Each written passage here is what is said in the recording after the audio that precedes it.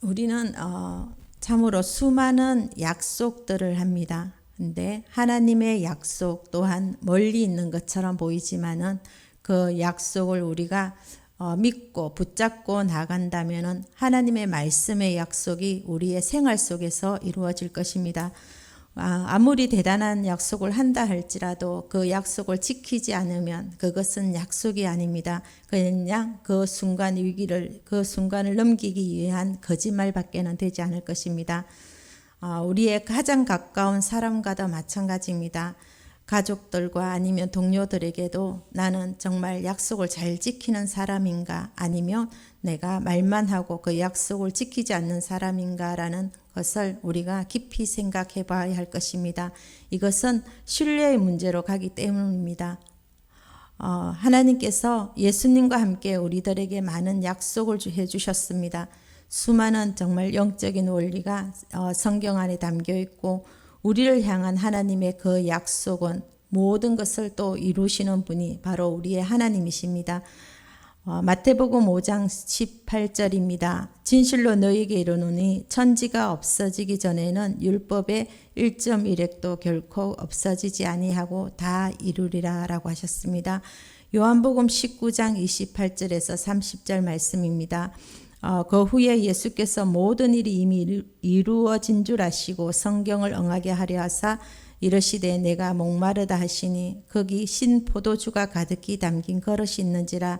사람들이 신 포도주를 적신 해면을 우솔초에 메어 예수님의 입에 대니 예수께서 신 포도주를 받으신 후에 이르시되 다 이루었다 하시고 머리를 숙이니 영원히 떠나가시니라.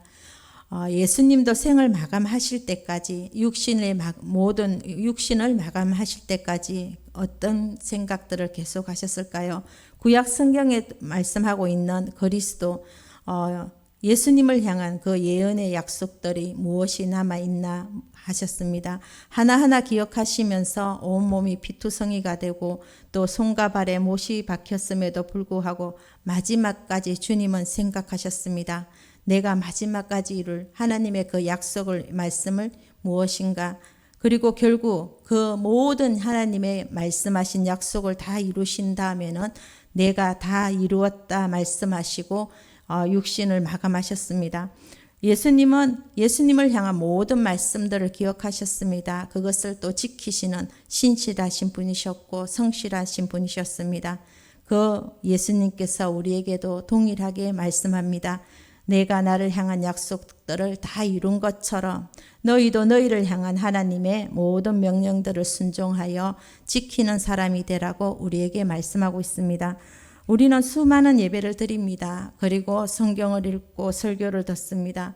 우리가 또한 듣고 배운 바를 지키지 않는다면, 듣고 그것을 끝난다면, 그것에 순종하지 않는다면 우리는 거짓말하는 거짓말쟁이가 되고 말 것입니다. 우리 모두는 다 예수님이 걸어가신 것처럼 우리를 향한 하나님의 말씀과 하나님의 그 약속의 말씀을 지켜 행할 수 있는 그 믿음의 삶이, 그 믿음의 생활이 되기를 우리는 하나님께서 말씀을 통해서 우리에게 늘 알려주십니다. 내 믿음의 분량에 대해서, 내 믿음의 깊이는 또 교회 안의 생활과 교회 밖의 삶이 얼마나 우리가 하나 되고 있는지, 또 내 마음과 겉으로 보여지는 생활이 얼마나 하나 되어 있는가, 이것을 우리는 또 말씀을 통해서 우리 자신들을 돌아보아야 할 것입니다. 그래서 그 말씀을 붙들고 하나님께서 말씀하신 그 사랑의 열매를 맺는 우리의 생활의 삶이 되어야 할 것입니다. 이렇게 우리에게 말씀에 순종하는 그 삶을 살라고 요구하는 주님께서는 오늘 말씀을 통해서 나를 주님께 드리는 정말 영적인 예배로 드리는 그 삶을 살 것을 말씀하십니다. 오늘 1절 말씀입니다. 그럼 형제들아, 그러므로 형제들아, 내가 하나님의 모든 자비하심으로 너희를 권하노니 너희 몸을 하나님이 기뻐하시는 거룩한 산 제물로 드리라. 이는 너희가 드릴 영적 예배니라. 우리 하나님이 기뻐하시는 예배는 우리 몸을 제물로 하여 드리는 거룩한 산 제사입니다.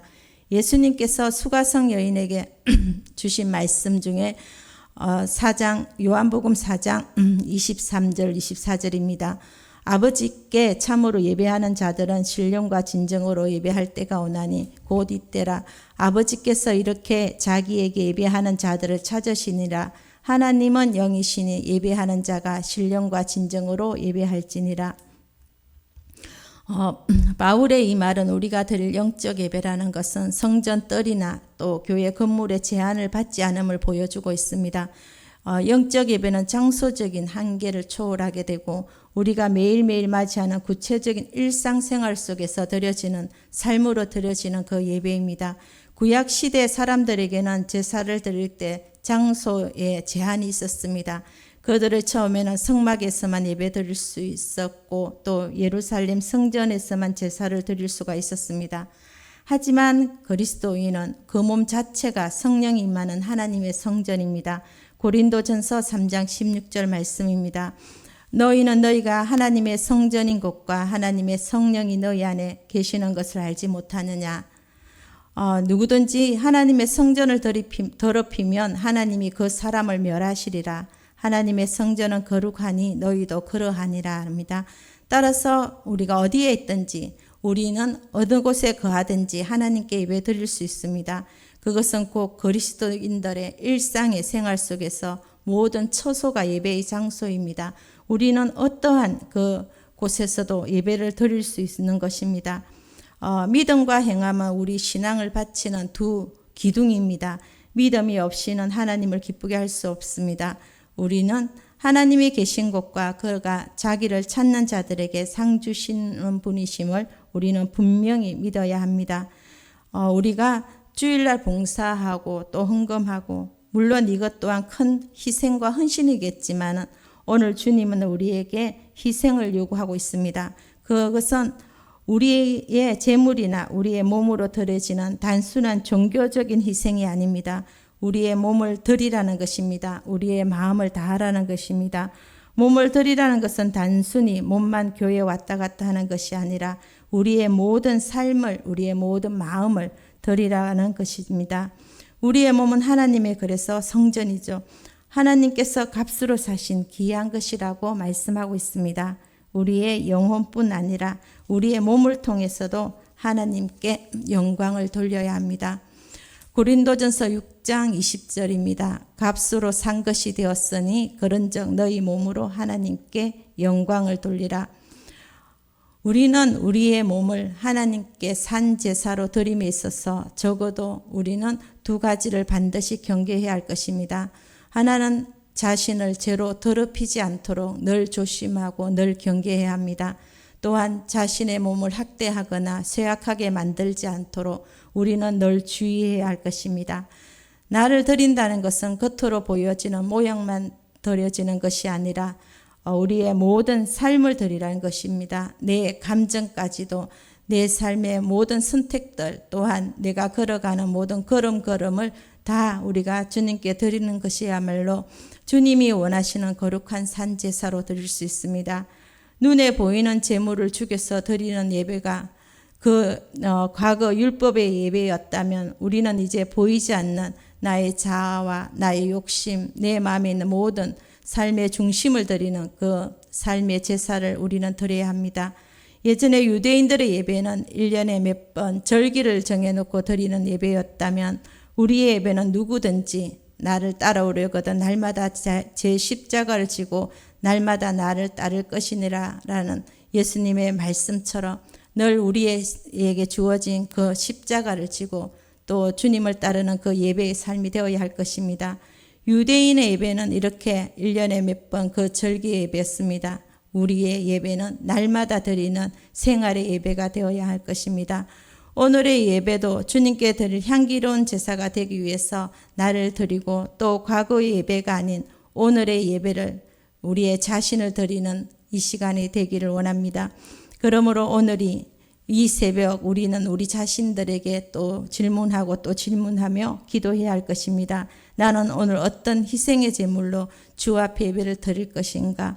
나는 오늘이라는 삶의 예배를 드릴 때 어떤 희생의 제물로 주님께 올려드릴 것인가? 여전히 포기하지 못하고 여전히 붙들고 있고 여전히 머물고 있는 어떠한 나의 죄악된 모습에 그 가죽을 벗겨 주님 앞에 내려놓고 결단이 있는 이 새벽이 우리에게 되어야 할 것입니다. 이렇게 하나님을 향해 결단하는 사람에게는 하나님께서 어떻게 우리가 살아야 될지 그 방향을 제시해 주십니다. 2절 말씀입니다. 너희는 이 세대를 본받지 말고 오직 마음을 새롭게 함으로 변화를 받아 하나님의 선하시고 기뻐하시고 온전한 뜻이 무엇인지 분별하도록 하라 합니다. 이 세대를 본받지 말라고 말씀합니다. 마음을 새롭게 함으로 변화를 받아라고 합니다. 하나님의 선하시고 또 기뻐하시고 온전한 뜻이 무엇인지를 분별할 것을 말씀합니다. 영적인 삶의 예배를 드리는 사람은 매 순간마다 우리가 말씀을 통해서 우리 자신들을 돌아봅니다. 내 마음이 과연 어디에 속해 있는가입니다.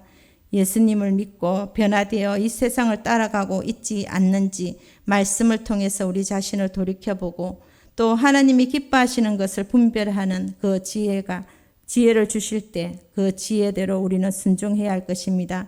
이 세대를 본받지 말라.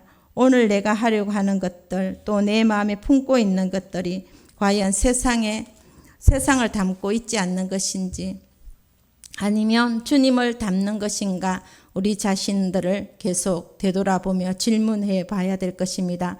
또한 오늘 내가 살아가려고 하는 삶이 하나님의 그 선하심과 하나님의 그 기뻐하심과 하나님의 그 온전하심을 따르는 삶인지 또 아니면 내 뜻과 내 기쁨만을 위해서 내 만족을 위해서 살아가고 있는 것은 아닌지 또 우리의 삶을 이것을 생각할 때에 우리의 삶에 결정하기 아주 좋은 그 지침서가 될 것입니다. 세상과 타협하는 내가 아닌 하나님의 뜻에 순종하는 우리가 되어야 할 것입니다. 세상에 묻혀가는 삶이 아니라 세상과 구별된 믿음의 걸음을 걸어가야 할 것입니다.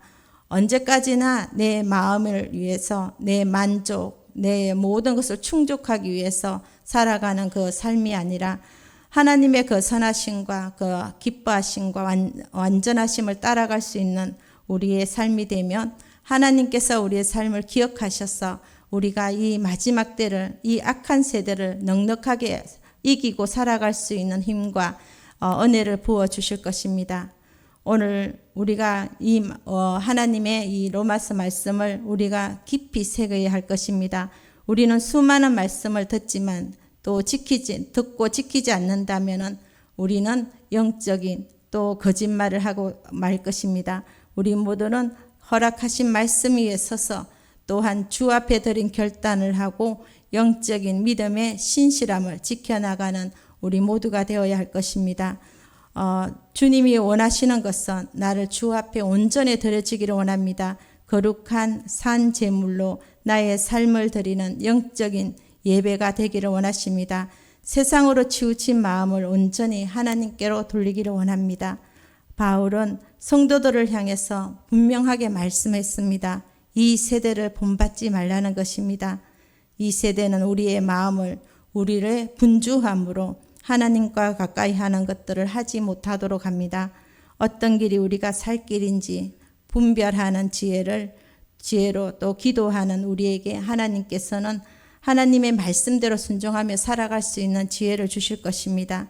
그래서 오늘 하루도 우리가 하나님 앞에서 하나님의 그 선하시고 온전함으로 하나님의 그 기쁨이 되는 하루가 되기를 간절히 원합니다. 말씀을 생각하며 기도하며 나가겠습니다.